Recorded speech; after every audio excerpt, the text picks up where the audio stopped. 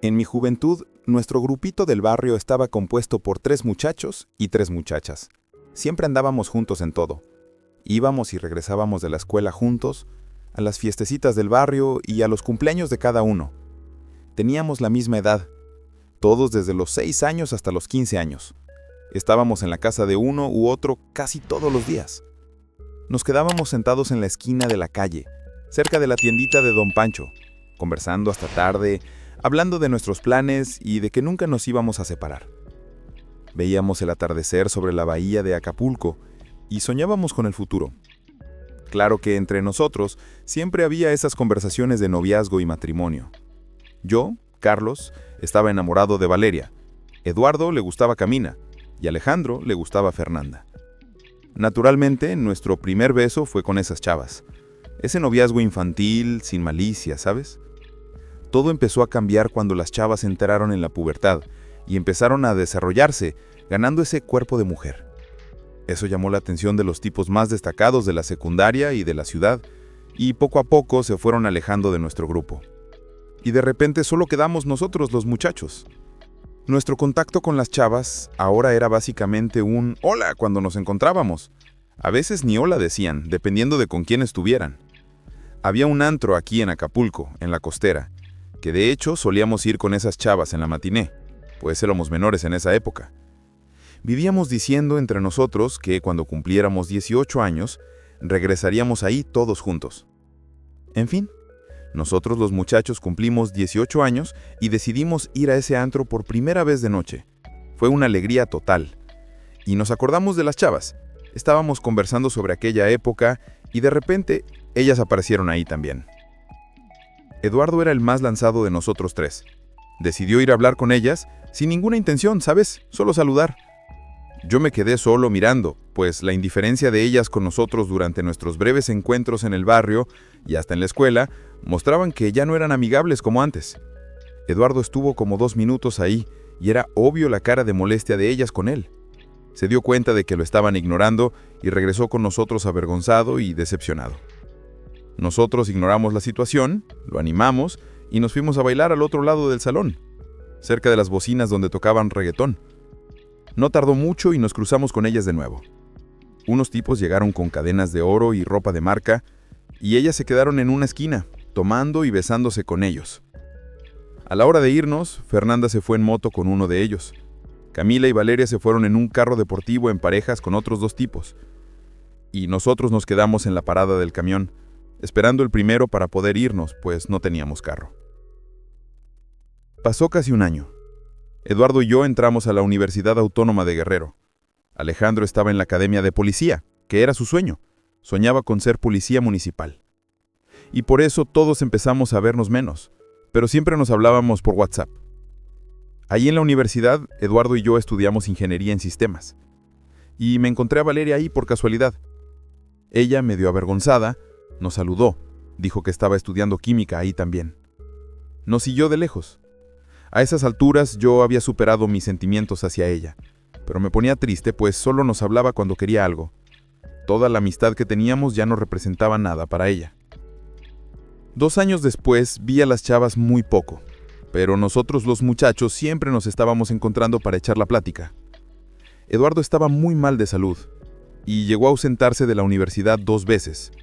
Yo lo iba ayudando para que pudiera estudiar, pero desafortunadamente empeoró y ese año murió.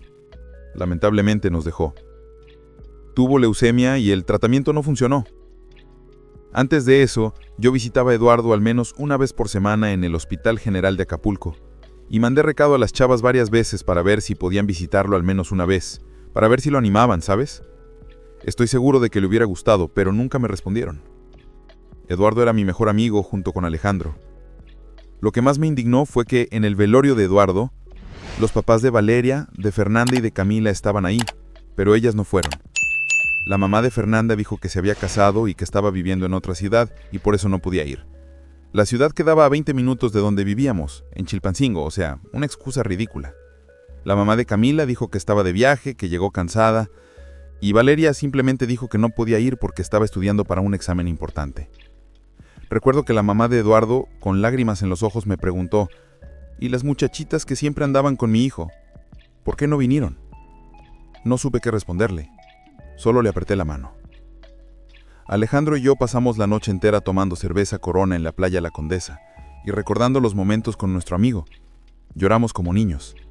Fue la primera vez que vi a Alejandro de uniforme. Siempre bromeaba diciendo que iba a pasearnos a Eduardo y a mí en la patrulla.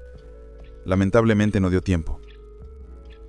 Pasaron 5 años, y yo estaba viviendo solo en Ciudad de México. Ya me había graduado, tenía un buen empleo en una empresa de tecnología y trabajaba mucho. Aparte de Alejandro, con quien siempre hablaba por teléfono, ya no tenía noticias de las chavas, que a esas alturas ya eran señoras. Alejandro ya era comandante, estaba casado con una abogada desde hace 4 años, acababan de tener un hijo y me pidieron que fuera su padrino. Me habían invitado antes de que su hijo naciera. Cuando fui al bautizo, él pidió vacaciones y acordamos encontrarnos en nuestra ciudad natal, Acapulco, a finales de año para visitar la tumba de Eduardo y bautizar a su hijo. Fue muy bueno volver a ver a mis papás y a mi familia. Hacía casi 2 años que no los veía, aunque hablaba con mi mamá todos los días por videollamada. No tardó mucho y la noticia de que Alejandro y yo estábamos en la ciudad hizo que las chavas aparecieran. Las chavas no, las señoras. Valeria, no sé por qué, apareció en la casa de mi mamá para verme y hablar de su vida. Preguntó cómo estaba, dijo que extrañaba mucho a los muchachos y a mí. Esas tonterías para sacar conversación, ¿sabes? Dijo que lamentablemente no se graduó, que había quedado embarazada en el penúltimo año de la carrera y tuvo que salirse. Dijo que estuvo casada 2 años, pero no funcionó, que el tipo no servía, que le pegaba, y terminó invitándome a una carne asada de su cumpleaños. Pidió que llevara a Alejandro. Se puso toda emocionada y dije que iba a ver. Al principio no iba a ir a la carne asada, pero me dio curiosidad ver cómo estaban esas señoras y decidí ir. Y Alejandro fue conmigo. Cuando Fernanda y Camila vieron a Alejandro con su uniforme de comandante, empezaron a competir por quién coqueteaba más con él. Todo musculoso, con su arma al cinto, se volvieron locas. Y Valeria me estaba mimando, trayéndome bebida y comida a cada rato. Las chavas se convirtieron en señoras. Pero señoras de verdad, el tiempo no fue nada generoso con ellas. Fernanda ahora está divorciada del segundo matrimonio y con 3 hijos. Camila nunca se casó, no tenía hijos, pero estaba hecha un desastre. Y Valeria, que era la más bonita en esa época, parecía mi tía al lado mío. Su hijo de 4 años, lo juro, parecía su nieto. Alejandro ya estaba hasta incómodo de tanto que las señoras se le pegaban. Él de inmediato dijo: vine a bautizar a mi hijo aquí en la ciudad. E iba a traer a mi esposa, pero mi hijo está enfermo y ella se quedó con él. Por eso ya me voy, ¿eh? Las señoras se quedaron sin palabras y yo todavía bromeé. Y dije, su esposa es abogada de la fiscalía, si no va a tener problemas. Era obvio la cara de decepción de Fernanda. Alejandro estaba enamorado de ella, y en su cabeza ella pensaba que él iba a estar esperándola toda la vida. Camila se quedó con la cabeza agachada también, solo mirando de reojo mientras él se iba. Valeria todavía dijo, tú te vas a quedar, ¿verdad, Carlos? Tú estás soltero, no tienes excusa para irte. Yo respondí, lo siento, pero necesito irme también. Tengo que pasar al panteón todavía para ver la tumba de Eduardo. Voy a sentarme ahí y tomar una cerveza por los buenos tiempos, con mi amigo. Después voy a despedirme de mis papás y tengo que tomar un vuelo a Ciudad de México mañana temprano.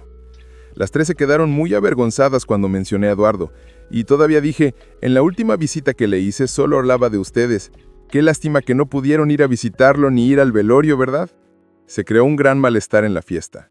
Yo me despedí y me fui con esa sensación de misión cumplida, por mí, por Alejandro y principalmente por Eduardo.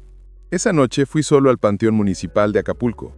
Llevé 2 cervezas Corona bien frías. Me senté frente a la tumba de Eduardo, con vista a las luces de la ciudad que tanto amábamos. Abrí una cerveza para mí y puse la otra sobre su lápida. Hermano, le dije en voz baja, ojalá estuvieras aquí para ver cómo esas diosas que nos despreciaron se convirtieron en sombras de lo que fueron. Seguro nos reiríamos mucho. Pero mientras decía eso, una tristeza profunda me invadió. Miré las luces de Acapulco brillando en la oscuridad y pensé, ¿pero de qué sirve esta venganza silenciosa si tú no estás aquí para vivirla conmigo? ¿Qué ganamos con ver caer a quienes nos despreciaron si perdimos lo más valioso en el camino? Tomé un trago largo de cerveza y las lágrimas empezaron a caer. Porque la verdad dolorosa es esta. Ellas perdieron su juventud y su belleza persiguiendo cosas superficiales. Pero nosotros perdimos a Eduardo, y esa pérdida es infinitamente mayor que cualquier satisfacción que pueda sentir al verlas arrepentidas. El tiempo nos enseña lecciones crueles. A ellas les enseñó que la belleza es efímera y que las malas decisiones tienen consecuencias duraderas, pero a nosotros nos enseñó algo aún más duro, que hay pérdidas que ninguna victoria puede compensar.